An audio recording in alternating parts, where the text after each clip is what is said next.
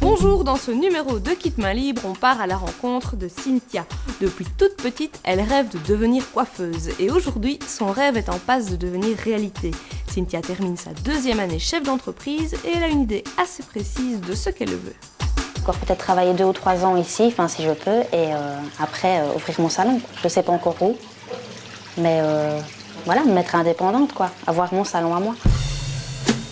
Son patron la croit tout à fait capable d'ouvrir son salon dès l'année prochaine si elle le voulait. Petit à petit, Cynthia est en effet devenue un membre du personnel à part entière, à qui on peut confier de grandes responsabilités.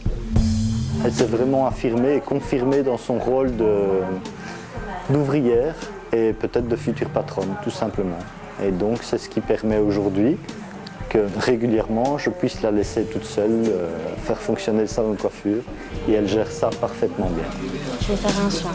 En entreprise, Cynthia a appris évidemment toutes les techniques de son métier, mais aussi le contact avec la clientèle, un aspect de la formation impossible à reproduire en classe et pourtant primordial. On pourrait être aussi talentueux qu'on veut dans notre métier. Si on n'est pas capable de discuter avec la cliente et de savoir exactement ce qu'elle veut ou surtout ce qu'elle ne veut pas, eh bien à ce moment-là, voilà, ça ne peut fonctionner que dans les deux sens. Cynthia suit des cours au centre de formation un jour par semaine. Aujourd'hui, la section coiffure planche sur son travail de fin d'études. Il s'agit de préparer les futures coiffeuses à gérer leur salon. C'est pour expliquer en fait si on est apte à ouvrir un salon ou pas. Et expliquer, il faut qu'on calcule tout, l'électricité, même l'eau qu'on va utiliser, tous les trucs comme ça, et combien est-ce qu'on va avoir, ce qu'on va gagner par jour à peu près. La coiffure, c'est aussi un art, c'est une science, mais aussi une gestion. Donc je pense qu'il faut être amené, avoir au moins les bases et les notions pour pouvoir gérer son savoir-faire, en fait.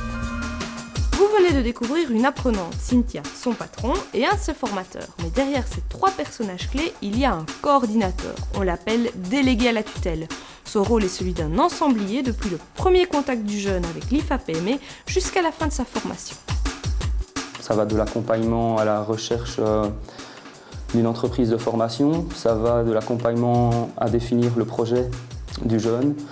Donc parfois on reçoit des jeunes ici qui ne veulent plus aller à l'école, qui veulent faire un métier manuel, qui veulent se lancer dans le monde du travail, mais qui ne savent pas du tout dans quel secteur professionnel ils veulent aller. Donc là il y a l'accompagnement déjà, le secteur, ensuite l'accompagnement à la recherche d'une entreprise, et puis tout au long de la formation, gérer toutes les difficultés qui peuvent intervenir pendant la formation, et être le garant en fait des dispositions réglementaires du contrat. Donc tout ce qui touche aux congés, aux allocations, à l'horaire de travail, toutes ces choses-là, là on est le garant et c'est à nous de faire respecter tout ça.